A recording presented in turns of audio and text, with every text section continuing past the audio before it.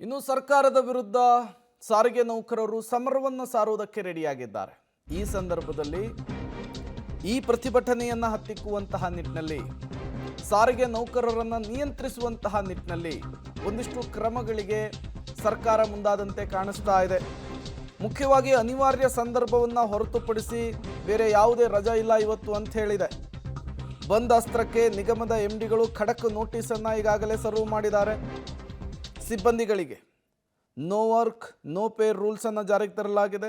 ಮತ್ತೊಂದು ಕಡೆ ಎಸ್ಮಾ ಜಾರಿಯ ಬಗ್ಗೆಯೂ ಕೂಡ ಖಡಕ್ ಎಚ್ಚರಿಕೆಯನ್ನು ಕೊಡಲಾಗಿದೆ.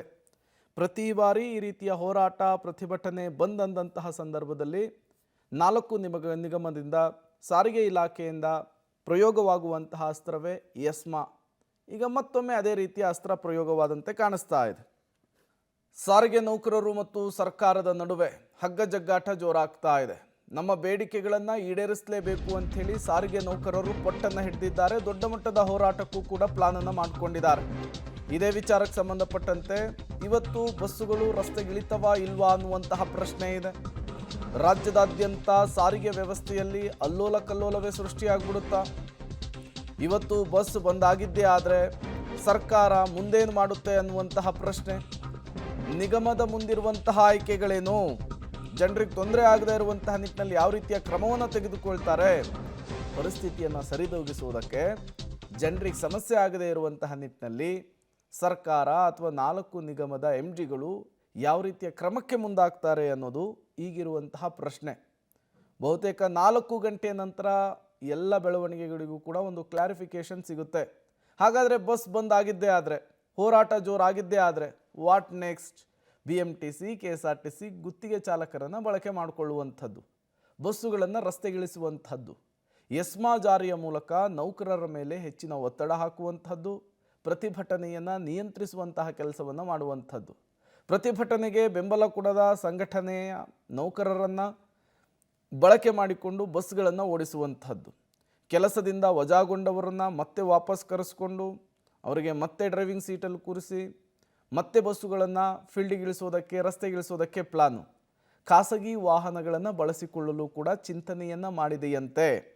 ಇವೆಲ್ಲವೂ ಕೂಡ ಸರ್ಕಾರದ ಮುಂದಿರುವಂತಹ ಆಪ್ಷನ್ಸ್. ಜನರ ಬೇಡಿಕೆಗೆ ಅಗತ್ಯವಾಗಿ ಬಸ್ಸನ್ನು ಓಡಿಸುವುದಕ್ಕೂ ಕೂಡ ಪ್ಲಾನ್ ಮಾಡಿಕೊಂಡಿದ್ದಾರಂತೆ. ಬೆಂಗಳೂರಿನಲ್ಲಿ ಪೂರ್ಣ ಪ್ರಮಾಣದ EV ಗಾಡಿಗಳ ಬಳಕೆ. EV ಗಾಡಿಗಳನ್ನು ಓಡಿಸ್ತಾ ಇರೋರು ಯಾರು? ಗುತ್ತಿಗೆ ನೌಕರರು, ಅಂದರೆ ಗುತ್ತಿಗೆ ಆಧಾರದಲ್ಲಿ ಡ್ರೈವ್ ಮಾಡೋರು, ಕಂಡಕ್ಟರ್ಗಳು, ಅವರುಗಳನ್ನು ಫೀಲ್ಡಿಗಿಳಿಸುವಂಥದ್ದು. ಅಗತ್ಯ ಬಿದ್ದಿದ್ದೇ ಆದಲ್ಲಿ ಜಿಲ್ಲೆಗಳಿಗೂ ಕೂಡ EV ಬಸ್ಗಳ ಚಾಲಕರನ್ನು ಬಳಕೆ ಮಾಡಿಕೊಳ್ಳುವುದಕ್ಕೆ ಪ್ಲಾನ್ ಮಾಡಿಕೊಳ್ಳಲಾಗಿದೆಯಂತೆ.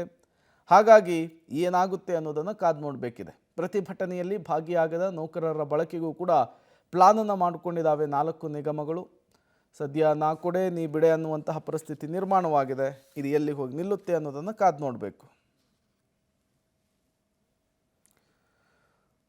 ಶಕ್ತಿ ಯೋಜನೆ ರಾಜ್ಯ ಸರ್ಕಾರದ ಪಂಚ ಗ್ಯಾರಂಟಿಗಳಲ್ಲಿ ಇದು ಕೂಡ ಒಂದು. ಈ ಶಕ್ತಿ ಯೋಜನೆ ಬಂದ ಮೇಲೆ ಬಹಳಷ್ಟು ಮಹಿಳಾ ಪ್ರಯಾಣಿಕರು ಸರ್ಕಾರಿ ಬಸ್ಸುಗಳತ್ತ ಮುಖ ಮಾಡಿದರು. 2023-24ರಿಂದ 25-26ರವರೆಗೂ ಡಿಸೆಂಬರ್ ಅಂತ್ಯದವರೆಗೂ ಕೂಡ ಶಕ್ತಿ ಯೋಜನೆಯ ಬಾಕಿ ಹಣ ಎಷ್ಟಿದೆ, ಸರ್ಕಾರದ ಲೆಕ್ಕಾಚಾರ ಏನು ಆಗ್ತಾ ಇದೆ ನಿಜಕ್ಕೂ ಕೂಡ ಸಾರಿಗೆ ಇಲಾಖೆಯಲ್ಲಿ, ಅದರ ಡೇಟಾವನ್ನು ನಾವು ನಿಮ್ಮ ಮುಂದೆ ಇಡ್ತಾ ಇದ್ದೀವಿ. ನೋಡಿ, KSRTC ಸಂಸ್ಥೆಯಲ್ಲಿ 1650.73 ಕೋಟಿ ರೂಪಾಯಿ ಬಾಕಿ ಉಳಿಸ್ಕೊಂಡಿದ್ದಾರೆ ಅನ್ನೋದು ಗೊತ್ತಾಗ್ತಾ ಇದೆ ಸರ್ಕಾರದ ಕಡೆಯಿಂದ. BMTCಗೆ 760.72 ರೂಪಾಯಿ ಬಾಕಿ ಉಳಿಸ್ಕೊಂಡಿದ್ದಾರೆ ಅನ್ನೋದು ಗೊತ್ತಾಗ್ತಾ ಇದೆ. ಇನ್ನು ವಾಯುವ್ಯ ಸಾರಿಗೆಗೆ 1043.36 ರೂಪಾಯಿಯನ್ನು ಬ್ಯಾಲೆನ್ಸ್ ಉಳಿಸ್ಕೊಂಡಿದ್ದಾರಂತೆ. ಕಲ್ಯಾಣ ಕರ್ನಾಟಕಕ್ಕೆ 765.81 ಕೋಟಿ ರೂಪಾಯಿ ಬ್ಯಾಲೆನ್ಸ್ ಉಳಿಸ್ಕೊಂಡಿರುವಂಥದ್ದು 2025 ಡಿಸೆಂಬರ್ ಅಂತ್ಯದವರೆಗೂ. ಒಟ್ಟು ಬರೋಬ್ಬರಿ 4,220.62 ರೂಪಾಯಿ ಶಕ್ತಿ ಯೋಜನೆಯನ್ನು ಬಾಕಿ ಉಳಿಸಿಕೊಂಡಿರುವಂಥದ್ದು ಸರ್ಕಾರ. ಯಾವ್ಯಾವ ವರ್ಷ ಎಷ್ಟೆಷ್ಟು ಬಾಕಿ ಉಳಿಸ್ಕೊಂಡಿದ್ದಾರೆ, ಪೆಂಡಿಂಗ್ ಎಷ್ಟಿತ್ತು ಅಂಥೇಳಿ ಅದರ ಡೇಟಾ ನಿಮ್ಮ ಮುಂದೆ ಇಡ್ತಾ ಇದ್ದೀವಿ. 2023-24ರಲ್ಲಿ 1,180.62 ರೂಪಾಯಿ ಬ್ಯಾಲೆನ್ಸ್ ಉಳಿಸ್ಕೊಂಡಿರುವಂಥದ್ದು. ಅದೇ ನೆಕ್ಸ್ಟು 2024-25ರ ಸಾಲಿನಲ್ಲಿ 1,170.45 ಲಕ್ಷ ರೂಪಾಯಿ ಬ್ಯಾಲೆನ್ಸ್ ಉಳಿಸ್ಕೊಂಡಿದ್ದಾರೆ. 2025-26ನೇ ಸಾಲಿಗೆ ಡಿಸೆಂಬರ್ ಅಂತ್ಯದವರೆಗೂ 1,869,55 ರೂಪಾಯಿಯನ್ನು ಬಾಕಿ ಉಳಿಸ್ಕೊಂಡಿರುವಂಥದ್ದು. ಒಟ್ಟು ಬಾಕಿ ಉಳಿಸ್ಕೊಂಡಿರುವಂಥದ್ದು ಸರ್ಕಾರದ ಕಡೆಯಿಂದ 4,220,62 ರೂಪಾಯಿ. ಇದು ಈಗ ಎಕ್ಸ್ಟ್ರಾ ಹೊರೆಯಾಗಿರುವಂಥದ್ದು. ಇದೇ DCM DK ಶಿವಕುಮಾರ್ ಅವರ ಮಾತಿನ ಮರ್ಮಾನ ಅಂಥೇಳಿ ಸರ್ಕಾರದ ಪರಿಸ್ಥಿತಿಯನ್ನು ಅರ್ಥ ಮಾಡ್ಕೊಬೇಕು ಅಂತ ಹೇಳಿದರು. ಅಂದರೆ ಸರ್ಕಾರ ಗ್ಯಾರಂಟಿಗಳಿಂದ ಸಂಕಷ್ಟದಲ್ಲಿ ಸಿಲುಕಿದೆ ಅಂಥೇಳಿ ಆಗಾಗ ಆರೋಪಗಳು ಕೇಳಿ ಬರ್ತಾನೆ ಇದ್ವು. ಈ ಎಲ್ಲ ಡೇಟಾಗಳು, ಅಂಕಿಅಂಶಗಳು, ಸದ್ಯದ ಪರಿಸ್ಥಿತಿಗಳು ಅದನ್ನು ಹೇಳ್ತಾ ಇದ್ದಾವೆ. ಮುಷ್ಕರ ನಿರತರ ಹಾಗಾದರೆ ಅವರ ಬೇಡಿಕೆಗಳೇನು, ಯಾವ ಕಾರಣಕ್ಕೆ ಇವತ್ತು ಪ್ರತಿಭಟನೆ ಮಾಡೋದಕ್ಕೆ ಮುಂದಾಗ್ತಾ ಇದ್ದಾರೆ? 38 ತಿಂಗಳ ಹಿಂಬಾಕಿಯನ್ನು ಕೊಡಬೇಕು ಅಂಥೇಳಿ.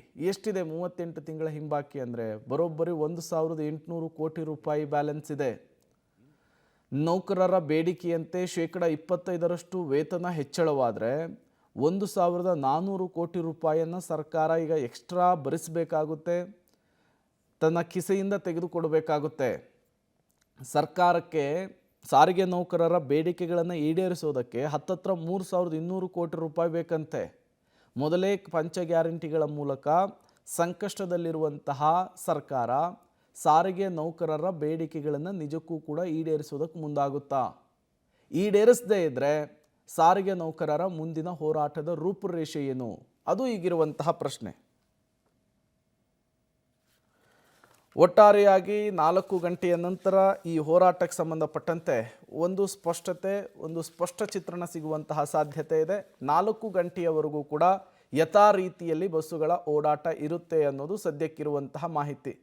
4 ಗಂಟೆಗೆ ಬಸ್ ಬಂದ ಭವಿಷ್ಯ ಏನಾಗುತ್ತೆ ಅನ್ನೋದು ಗೊತ್ತಾಗುತ್ತೆ.